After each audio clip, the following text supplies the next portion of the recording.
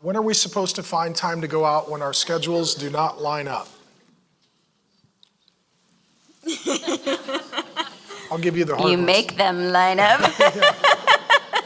I'm just going to be straight up honest. There is always time. It's what we do with our time. And we could have said that for all of the years of our marriage.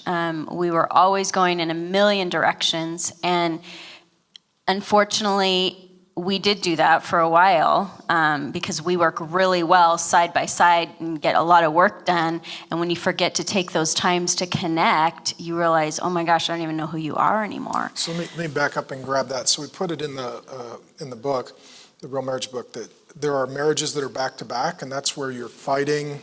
I'm not looking at you. I'm not talking to you. I'm done with you. There's a lot of marriages that are shoulder to shoulder, and you're working on tasks and projects. Okay, and every marriage is going to have a lot of shoulder to shoulder, but the best thing is face to face. And this is the Bible's language for relationship. It says in 1 Corinthians 13, when Jesus returns, we will see him face to face. That's the language of friendship. How many of you, when you're fighting, you can't look at each other because you'll stop fighting? Right? It's hard to, like, if I'm like, that's it, I'm fighting with Grace, and I look at Grace, I'm like, dang it. Adorable. And I cry. Yeah. No. Yeah. I tried that. It doesn't have the same effect. She's like, what are you doing? That's, so, like, well, it worked for you. I'm trying here. So, but the point is, life can't all be only shoulder to shoulder. If you don't get face to face, you don't have a friendship. You don't have a relationship. And so if what you're saying is our life doesn't allow face to face, then you may need to redo your life. Okay, because we talked about it in I guess the first session, right? First priority is relationship with God. Second priority, spouse. Then kids, and then maybe job or whatever else is after that. What you're saying is, actually job is first. Well, then that's a problem. Or job is second. Okay, am I saying that you shouldn't work? I believe in working. And I'm not saying you just quit your job and say, well, Mark said quit, so, there you go. I'm saying but it's thinking through, what do we want our life to look like? And so for us, this is actually an annual thing that we do. What do we want our life to be this year? What are our values that are going to guide us? What are our priorities in setting our budget and calendar? So I'm the planner, and I like to kind of have a plan. And I have it in pencil, and I work on it with Grace. She completely contributes to it. But it just can't be,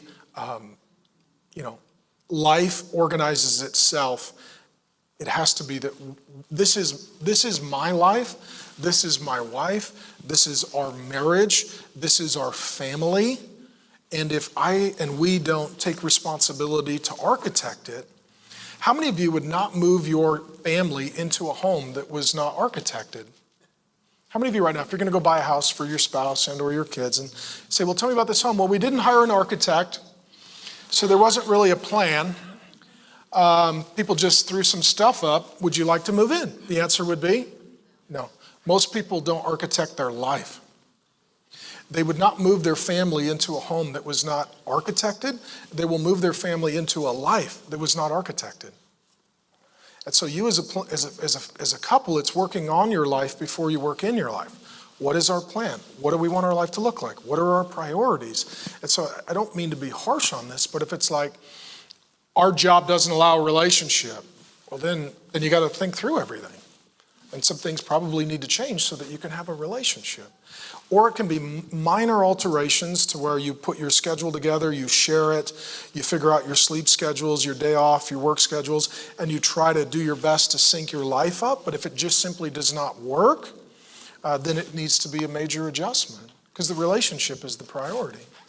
And there were years when Mark used to travel a lot, and I was thrifty, so we didn't spend a lot of money, but we were not able to make it off of just the church, so he felt like he needed to speak and do the travel and stuff, which I appreciated because he was trying to provide, so I didn't want to disrespect that at all, but it wasn't good for us. And again, if the marriage is the priority, what's best for us? Because it's the tailwind. If you're living in God's order of things, he will honor that. He will honor our efforts to be connected as a married couple, loving each other, and out of that, loving our children. And he did. And Mark stopped traveling as much. It was horrible on our marriage. And I had all the little kids. And so he wasn't able to participate in that. And God honored that. And God provided in other ways because we were trying to honor God's order. And so while some of those decisions can be hard up front because there's sometimes things that need to change that one or the other person may not want to change, if you sit down and you say, God, what is your will for the ordering of our life and our marriage together? And if God's helping you put this together, you will see fruit from that, I promise. Well, and I had the error in mentality that many men have, and it was, honey, I'm trying to provide for the family. And that's not bad, but I wasn't thinking in terms of emotional or relational. I was thinking financial. So for you guys who are like, I'm trying to provide for my family, I would say, I totally agree. Provide financial, provide spiritual, provide emotional, provide relational. I'm not saying don't be a provider. I'm saying provide for the heart, soul, mind, and strength, right? Provide for the whole person, not just the financial. And so that was our conversation at that moment. I said, honey, I'm just trying to provide. And you said, I know, but you need to provide relationally, emotionally for me. And I was like, oh, you're right. And I can't do that if I'm gone. And I hated traveling as well. And I'd get sick and didn't sleep well. And I was not physically well. And you were very overextended and busy. And those were some very, very, very difficult years. So we're sorry for whomever, or maybe multiple people who find themselves in this situation. I think that most people, most married couples, they would say this is their reality. It's not unusual. But if you let everybody else decide what's going to happen, it's probably not God's will that will happen. So you need to ask God what his will is with your spouse, architect your family, and then set your schedule and your budget according to your priorities.